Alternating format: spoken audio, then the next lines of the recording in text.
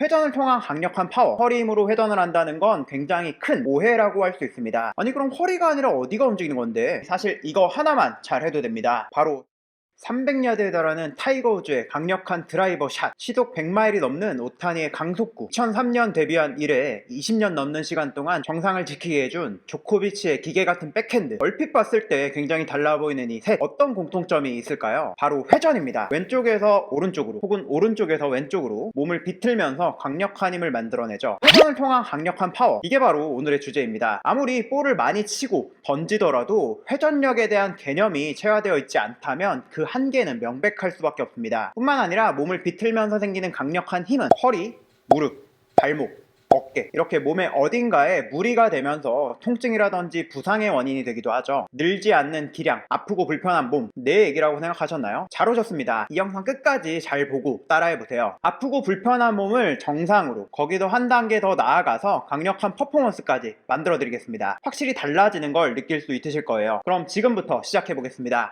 허리 힘이라는 오해, 마치 남자는 허리가 강해야지, 이런 것처럼 회전을 잘하려면 허리를 잘 돌려야지, 이렇게 생각하고 또 이야기하곤 합니다. 그럴듯해 보이지만요, 큰 오해입니다. 허리는 회전 움직임을 만드는데 매우 불리합니다. 그렇게 되어서도 안 되고요. 뼈의 모양, 그리고 뼈와 뼈가 이루는 관절의 형태를 보면 그 이유를 알 수 있는데요, 위아래에 허리뼈가 수직으로 맞닿아 있죠. 이 상태라면 앞으로 구부리고 뒤로 젖히고 이런 움직임이 일어나기엔 좋지만요, 옆으로 회전하는 움직임, 옆으로 비트는 움직임, 이런 움직임을 만들기는 쉽지 않습니다. 아니 그럼 허리가 아니라 어디가 움직이는 건데? 아주 엄밀하게 따져보면요, 허리뼈가 몸에서 차지하는 비중은 그렇게 크지 않다는 걸 알 수 있습니다. 허리뼈 위로 쌓여있는 등뼈가 척추의 대부분 길이를 형성하고 있죠. 등뼈 얘기하니까 감자탕.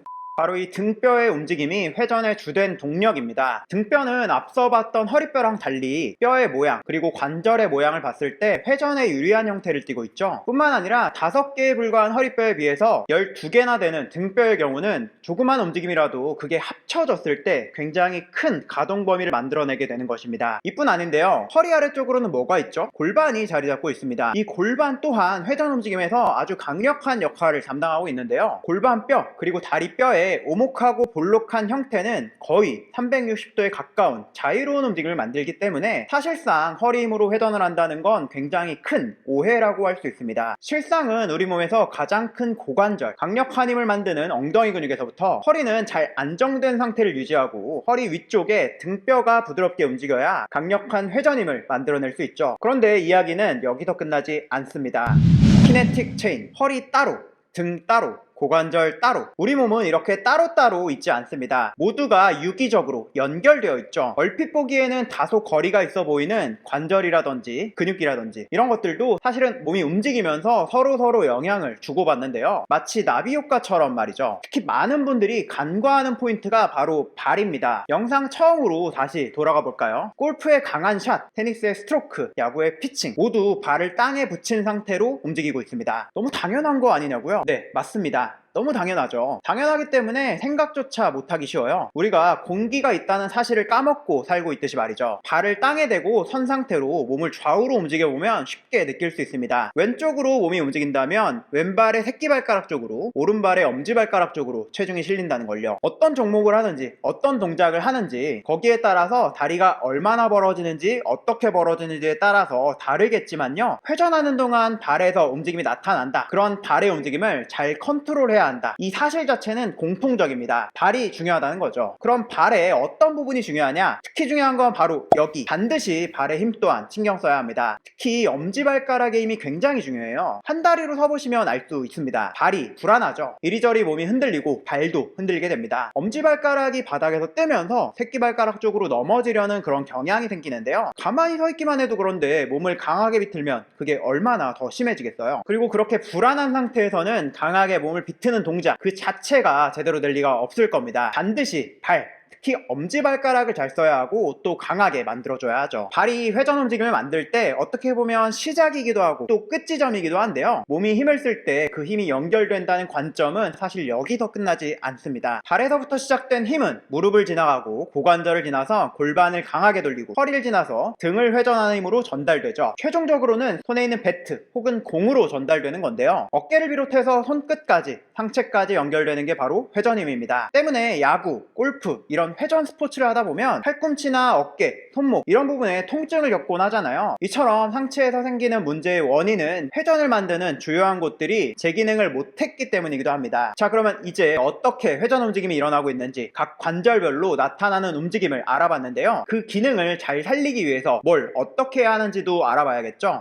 발의 기능, 고관절의 기능, 등뼈의 움직임을 잘 만들기 위해서 각각 어떤 점들을 신경 써야 하는지 좀 더 자세하게 알아보도록 하겠습니다. 특정 부분만을 쓰는 동작이 잘 안 된다면 결국 연결된 곳 중에서 어느 곳이든 문제가 생길 수 있기 때문에요. 반드시 하나씩 잘 신경 써서 체크하고 강화해 보시기 바랍니다. 유독 안 되는 데가 있다면 더 집중해서 해주시고요. 보강 운동, 몇 가지 운동들을 알려드릴 텐데요. 이건 안 되나요? 이런 운동은 어떤가요? 이런 식으로 질문하실 분들 계실까봐 미리 좀 더 자세히 말씀드리겠습니다. 어떤 운동을 해도 좋습니다. 중요한 건 그 동작을 어떻게 하느냐이고요. 조금 더 딥하게 들어가서 얘기해보자면 해당 동작을 제대로 했을 때 핵심이 되는 근육, 그 근육을 제대로 쓰고 있는가, 이걸 좀 강조해서 말씀드리고 싶어요. 그러니까 만약에 딱히 어떤 보조 운동을 안 하더라도요, 골프할 때 그런 보조하는 근육을 잘 쓴다, 그러면 보조 운동이 불필요할 수도 있는 겁니다. 이 개념이 이제 이해되셨을 텐데요. 그럼 우선 발부터 이야기해보죠. 딱 하나만 꼽자면 많은 분들이 종아리 운동이라고 알고 있으실 카프레이즈 동작입니다. 그런데 그냥 아무렇게나 하면 안 되고요. 이 둘의 차이가 보이시나요? 이쪽은 엄지발가락 쪽으로 체중을 지탱하고 있고, 이쪽은 새끼발가락 쪽으로 체중을 지탱하고 있습니다. 기본적으로 종아리 뒤에 근육도 힘을 써야 하지만요, 제가 이 동작에서 강조해서 말씀드리고 싶은 포인트는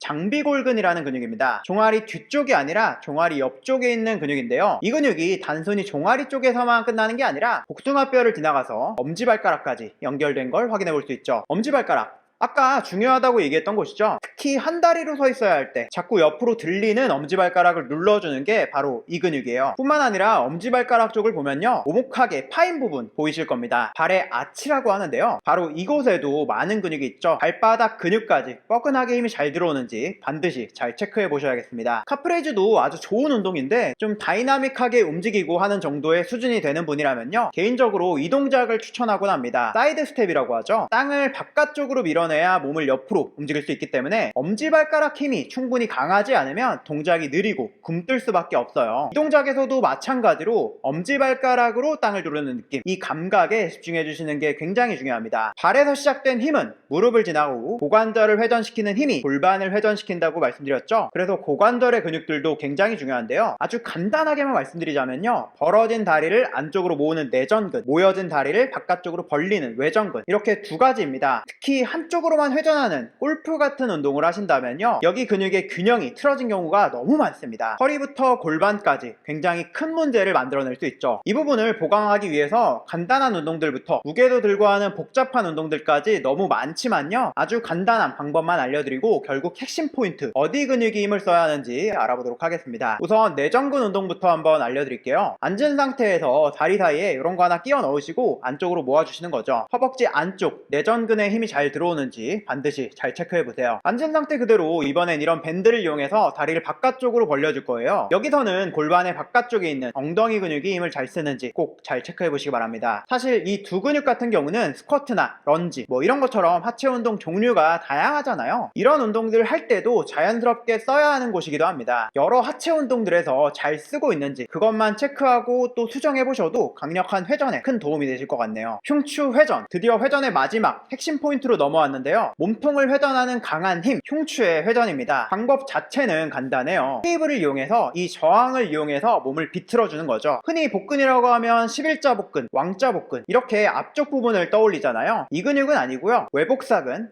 내복사근, 이렇게 옆구리 쪽에 있는 근육이 강력한 회전을 만드는 핵심이거든요. 여기에 힘이 잘 들어오는지 꼭 체크해 보시기 바랍니다. 생각보다 몸통을 비트는 움직임, 이걸 만들기 어려워하는 경우가 많습니다. 그리고 이게 잘 안되면 큰 범위로 움직임이 나오지 못하고요, 좁은 범위에서 억지로 힘만 많이 쓰려다 보면 어깨에서만 움직임이 과하게 되면서 통증이 생기고 불편함이 생길 수밖에 없죠. 단순히 어깨에서만 그러는 게 아니라 연결되는 팔꿈치, 손목, 이렇게까지도 문제가 생길 수 있습니다.